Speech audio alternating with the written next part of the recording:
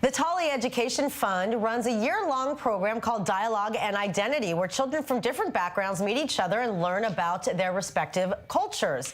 It's all in the name of hope. And in this time of year, when Christmas and Hanukkah are celebrated at the same time, this project gets a special meaning. Joining us now is Dr. Peri Sinclair, who is the Deputy Director of the program. Hello and welcome to the show. Thank you very much. And happy holidays. It sounds like you guys have had a busy few weeks. It's been a very busy few weeks. And tell us about, tell us first about the program in particular, and then about what happened this year. Okay, so the Dialogue and Identity program was initiated by the TALI Education Fund 14 years ago. We created a model for dialogue between different religions and cultures within Israel. But from the get-go, we wanted the model to permeate every aspect of the program. So we collaborated with the Rossing Center for Education and Dialogue to write the initial program, to recruit the students, to recruit the schools, and the teachers. And we created a program in which we work with teachers and principals. The teachers and principals then work with students to create dialogue. Wow, interesting. So the program has been going on, you said, for it's 26 schools and like 13 pairs, all Arab, Israeli, Christian schools, as well as Jewish schools. 13 TALI schools from the TALI Education Fund Network, and we have 13 schools from the Christian School Network in Israel. Each two schools are paired together, and they work. Well, some of them have been working together for 13 years now, bringing this program to a new class of students every year. So what is the goal? What is the goal when you meet every quarter, when the kids get together?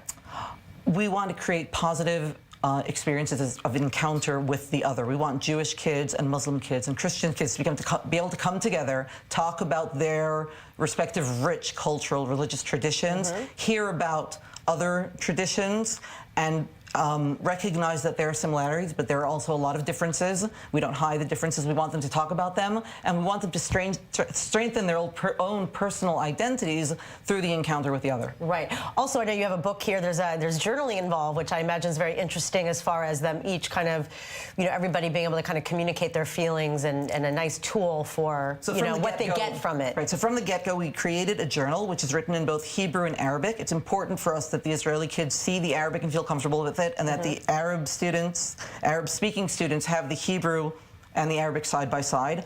All the get-togethers are facilitated in both Hebrew and Arabic, even though most of the Arab-speaking students are fluent in Hebrew. Right. So we'll have each maintaining the two languages is part of the whole on the same level, right? Nothing. There's no. We don't have one tradition overpowering another one. Right. We have 4 teachers facilitate each gathering: 2 Arab, 2 Jewish. And the journal is a structured way for the children to prepare for the encounters and then to reflect on the encounters. The encounters happen in the Jewish schools and the Arab schools alternatively, and the kids get to host and be hosted, and then host a second time.